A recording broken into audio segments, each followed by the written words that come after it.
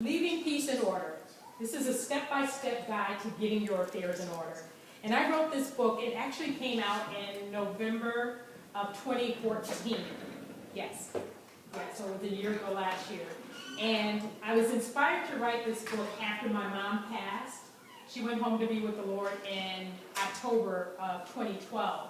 And one thing that was beneficial was my mom and I sat down together to talk about what her desires were, what she wanted, what she didn't want.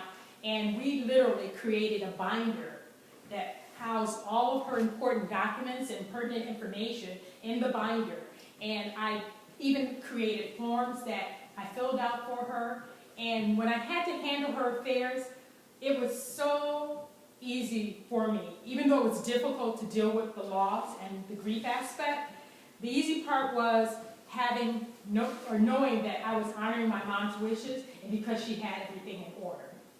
And I remember sitting at the funeral home, and we were talking to the funeral agent, or director rather, and he was on the phone with the cemetery manager, and they were going back and forth about a plot, whether my mom had a plot or not.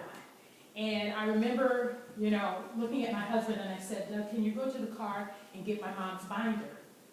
And he went to get the binder, and I was able to open up to the section in the binder and show them that my mom had already prepaid for her burial plot, and she had plot number ... And the man looked at me like, "Whoa." He told the man, the other guy by then had found it, and he was like, "Wow, you're so organized." And having that binder at that particular time, relieved me of so much stress that I could have gone through, wondering, well, if they're saying they can't find it, well, did she pay or did she not pay? Or, where are the receipts, where are the forms, where's the document, all of that. But because she did this, and we actually talked about this even before she got ill. We talked about it because she was adamant about wanting to have her affairs in order because she had lost, a spouse and had to deal with drama in that. So in this book, I was inspired to write this book to encourage us to create a binder that would house all of your information. And the binder, basically, you would create a binder that has sleeves that you can put all of your information and then store it in a safe place. I also have flash drives where the actual forms that you would fill out that goes into your binder is available for purchase, even on the flash drive. All of the forms, it's like 81 pages worth of information. Now, you may not use all of the information on the forms, but it's a start to get your information in order. And in the book, just before I go to the binder, in the book, I talk about my experience of losing my mom, but I also have 13 individual testimonies of individuals who've lost loved ones and what advice they would give. Now, this is loved ones who did not have their affairs in order, and so they give their advice on making sure you have insurance, making sure someone's on the bank account, making sure, there's a will, all of that. So that's the kind of advice that is on these documents. And then as it relates to the binder, you can actually literally go to each section. And I asked in the first section, what are your final wishes? What do you want? Do you want to be buried? Do you want to be cremated? I know this sounds morbid and we don't like to talk about this kind of stuff, but when it's in order and you have to deal with a loved one and take care of it, it really, you don't have to guess. And then you don't have to argue with loved ones. Because my mom was adamant about what she wanted and didn't want, it's like I didn't have to deal with, she had one sister that's very vocal and, would definitely say what she thought my mom should have. And I remember mentioning, we were at another family member's funeral, and I said, "Your sister don't want a funeral, What do you mean she don't want no funeral?" She was like really kind of snapping. I'm like, "Oh, talk to her." Because at the time my mom was not sick, but I figured because my mom and I had this discussion, I would plant that seed a little early so that she wouldn't be tripping if anything had happened to my mom. And sure enough, she had attitude, but I followed my mom's instructions.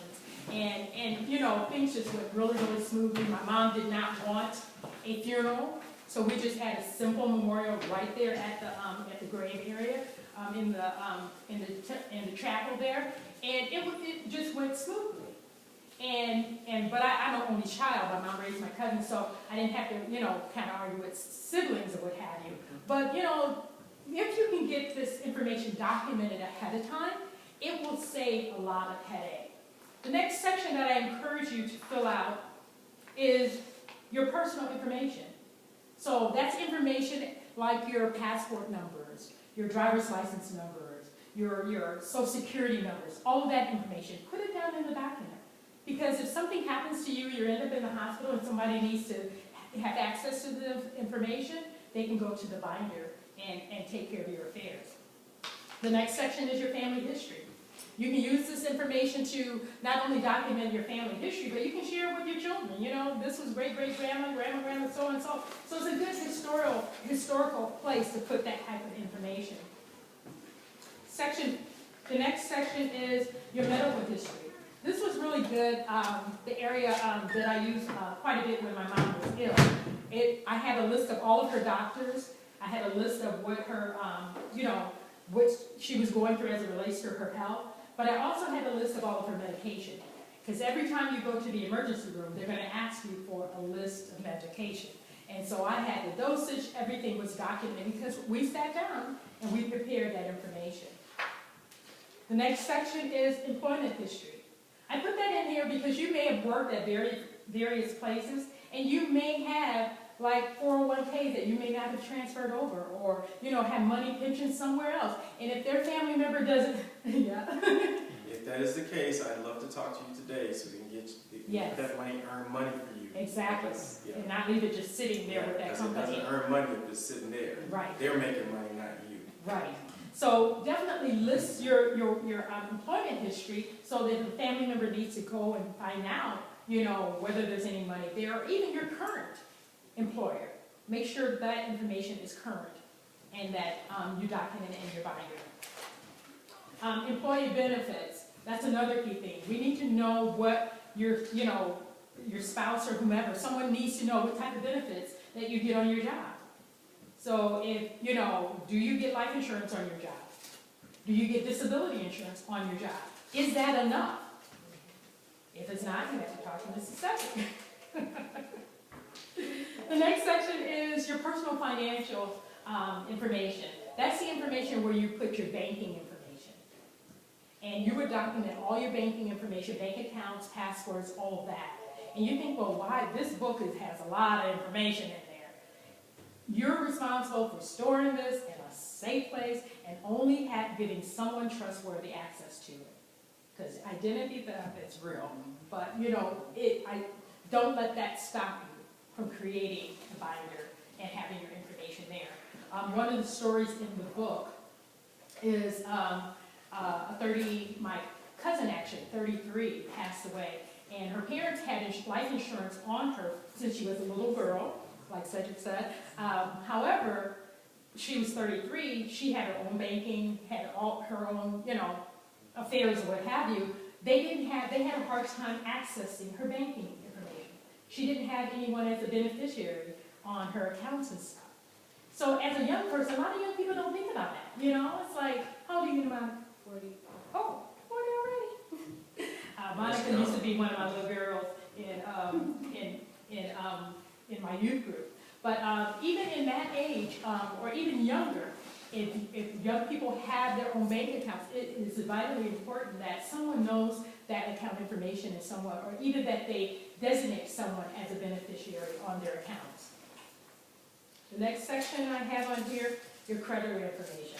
This was good because even though my mom was debt-free, I had a list of everyone that she had to pay, as far as her monthly expenses. I had all the account numbers written down, so when she did pass, I was able to contact and close, call the electric company, call this, or call the creditors, or whomever, and I had this information documented, and so I was able to let them know that she had passed away and close all those accounts. Real estate, property. If you have property, it is really, really good to make sure that you document the information about your property. And you need to know the different types of property. I mentioned, I went through a series of, when my mom passed, she and her brother both owned the home that they lived in.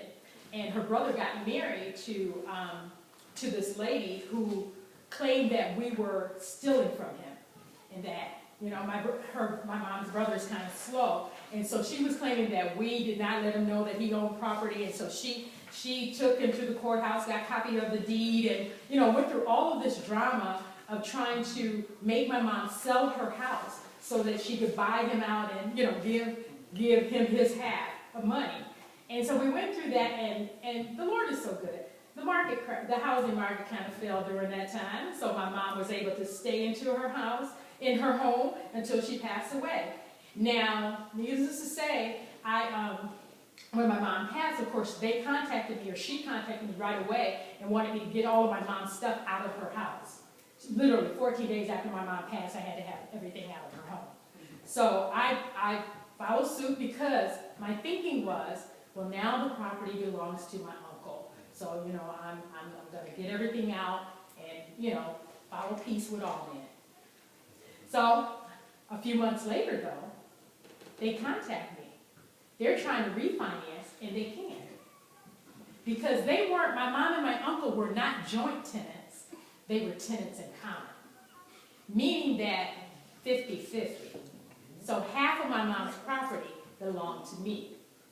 I was like, oh, and y'all want me to sign what? And so sure enough, I went through, you know, contacting an attorney, you know, went through this whole process, and, you know, they were fighting on their, you know, just a lot of drama in the whole thing. But then she passed away. And the Lord just worked it out. My uncle and I, we sold that house, split the proceeds like we were supposed to evenly, and now we have a good relationship. But you need to know, and this is the biggest issue with family members as it relates to property. You got some property in Mississippi and somebody fighting over that parcel of land, you know, and nobody, you know, or either it's 6 siblings and 3 of them want to sell and 3 don't. You know, so make sure that the property information is documented properly and that you handle that right way. And it's, you know, that you have that information available. Insurance, again, Cedric talked about insurance.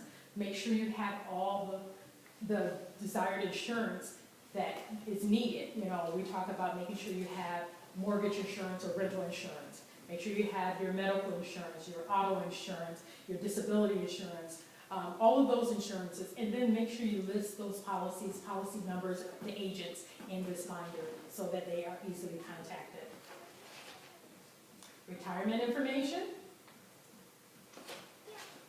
That would be your 401k, any investments that you have that document. Make sure you have beneficiaries on that. Make sure you list that information and it's available to whomever. So this, as you look, the last section here I have is passwords. We're in an age now where we literally are doing everything on the computer or online. And so if something happened to you, not even if you pass, but if you're in the hospital for a month and you pay everything online, does your spouse or someone, are they able to, you know, step right in and take care of your affairs at that particular time? Do they have access to the passwords and the account numbers that, you know, is needed to handle your affairs? Make sure that you document that information. Living will and power of attorney, Cedric mentioned those. Those are vitally important and needed in your binder. So this binder basically is just an informational binder. Taking all that you've learned, your financial information, your insurance information, all of your information, and putting it in one place, in a safe place, where your family members can have access to it and be able to handle your affairs if something happened to you. The last section I have is miscellaneous. You can put whatever you want in there. You can put contact information in there. You can even write a letter that you don't want read until you go and put it in the binder. Whatever you want to do, you can put that in the binder.